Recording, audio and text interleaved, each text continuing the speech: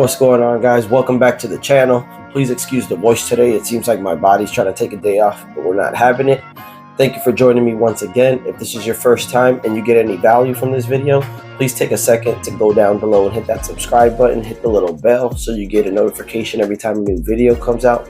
It doesn't cost you anything to subscribe, but it helps the channel tremendously, so I appreciate that. Help all the gun YouTube channels push out 2A content. YouTube is trying to get rid of more and more gun content little by little, so help us by overwhelming the algorithm. Help us by getting the information out there.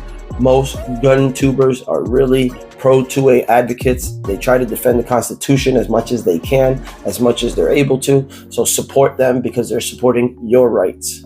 As you can probably tell by the intro and the thumbnail, we are going over this bad boy you see here. This is the Smith and Wesson CSX 9mm micro compact handgun. This thing is chambered in 9mm, as you can tell.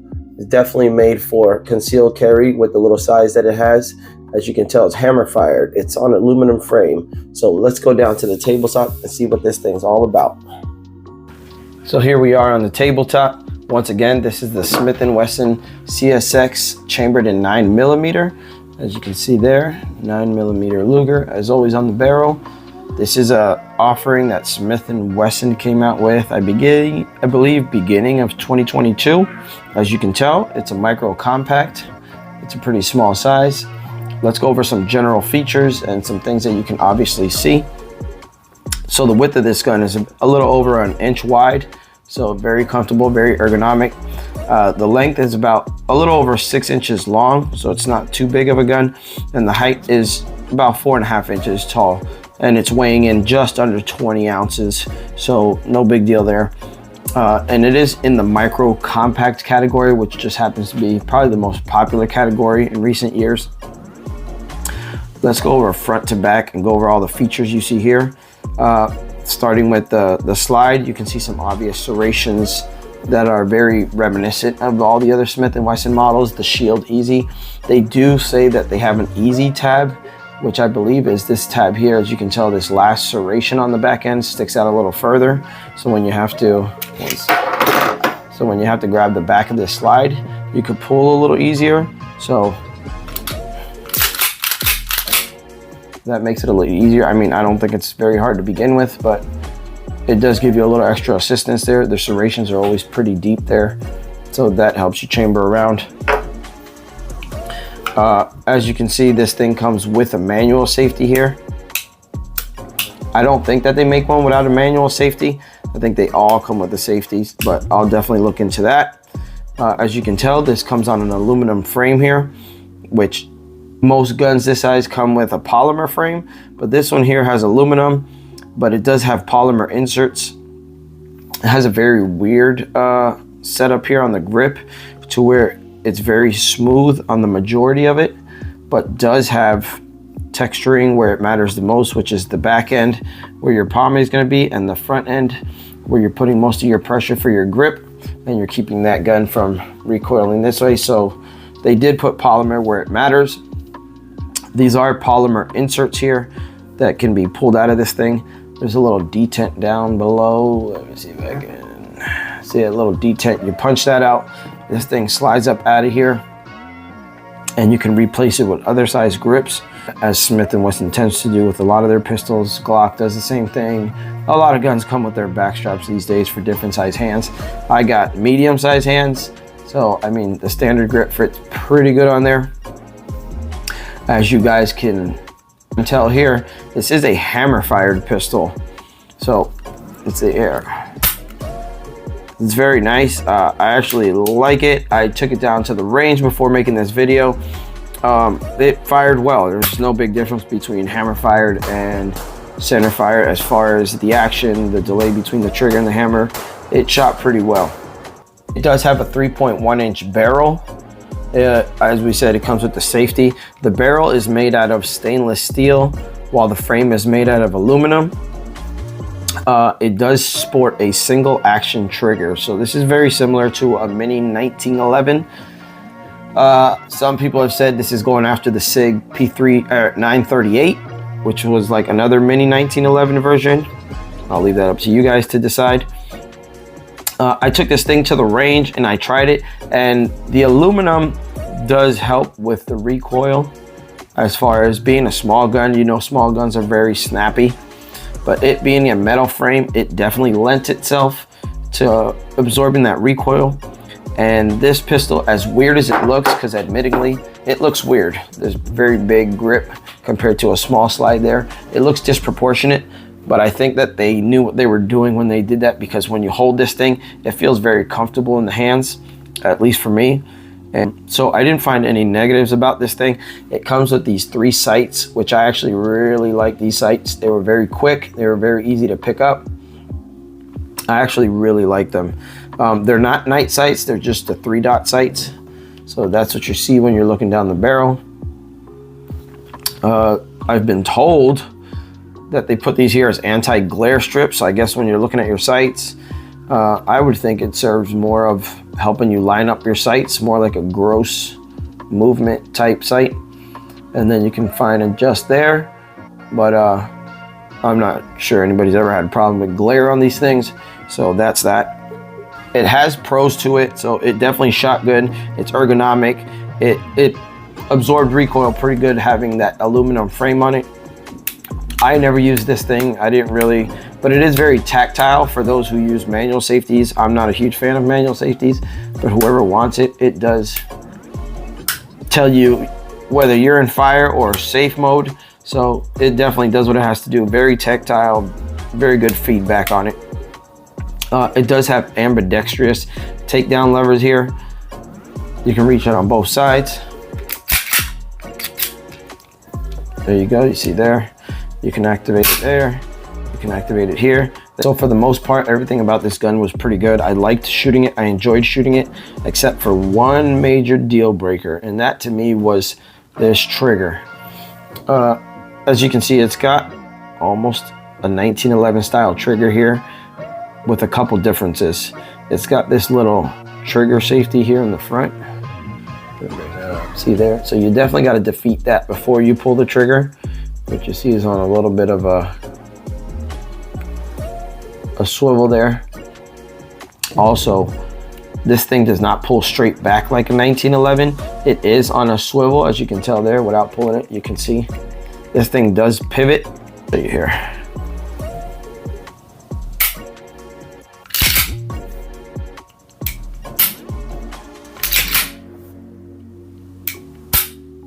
So I mean, when it works the way it's supposed to, it is a light, crisp trigger. It works pretty good.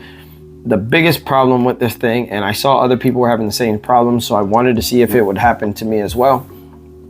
When I was shooting this thing, I'll show you here. It shoots very well, but when you come forward, sometimes you get this little fake reset, false reset. If you really ride the trigger, you think you're reset, but you're not. And you get a dead trigger sometimes. And it didn't happen every time, but it happened more often than I would like it to. I went through probably about 100 rounds with this thing, and it happened about 3 times.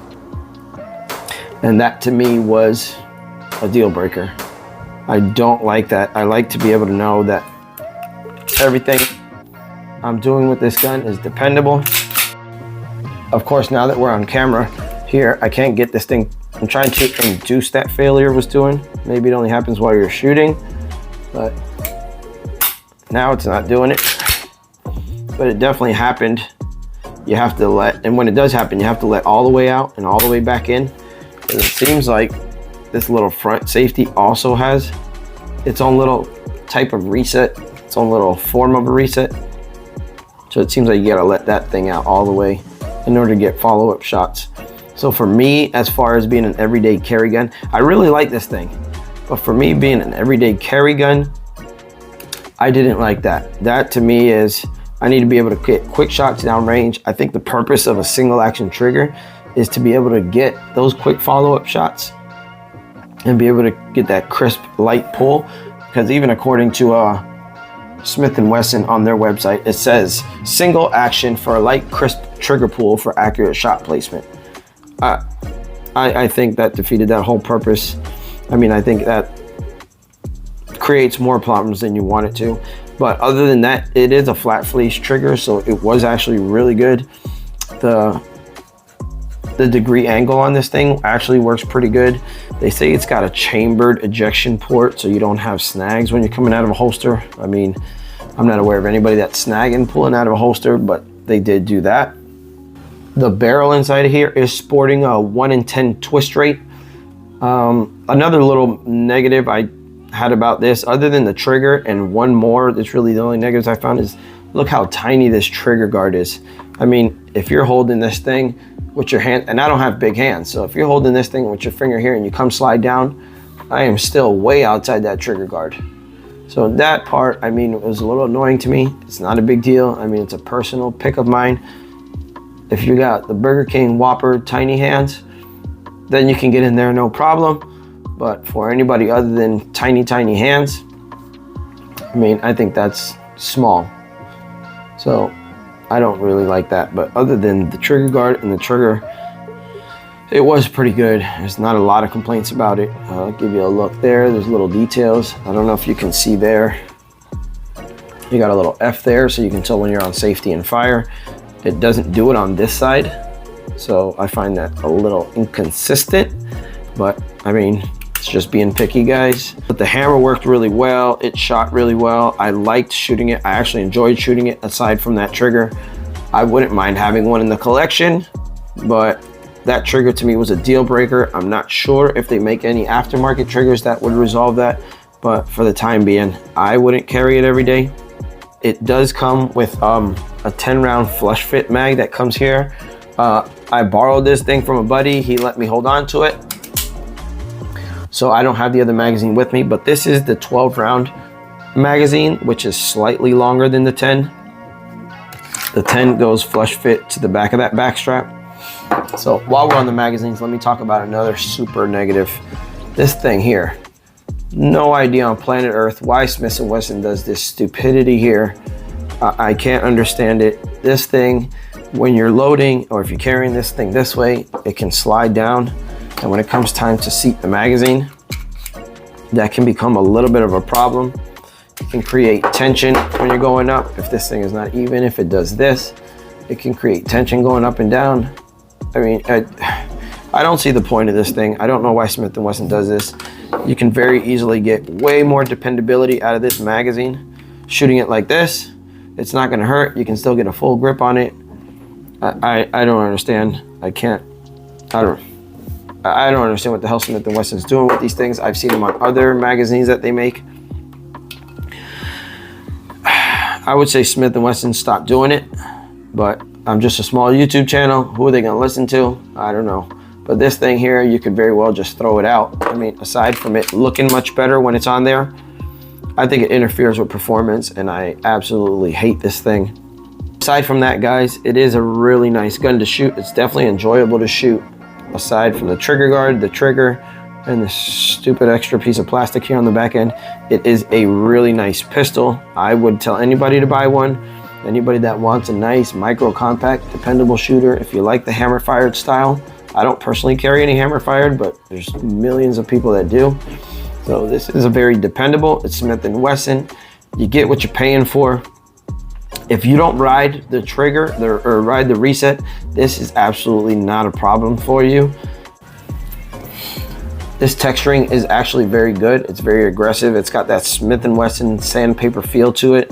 You even have it right here on the magazine release. So they put it where it counts, and it looks like they didn't take a second longer to put it anywhere else. It didn't matter as much. But performance-wise, it definitely serves its function. It's great. I thought this smooth frame would be a little weird to shoot, but it really wasn't. Aside from that, guys, I'll give you one last look at this thing. She is pretty looking. I was always interested in shooting this thing when I seen it first released. So she is a good looking pistol. She definitely has her characteristics to her. She's unique from most of the things that Smith & Wesson has been putting out, so I can appreciate that, because when you have companies like Glock or Apple iPhones who put out the same thing every year, year after year after year, and tweak something else and call it completely new and revamped, just shows how stupid they think you are. So give us what we're paying for. Give us bang for our buck. iPhone, you suck.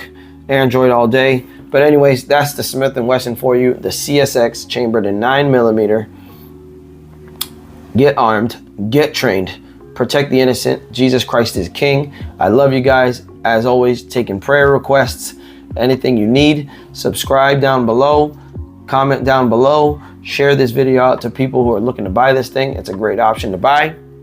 I love you guys. Until next time,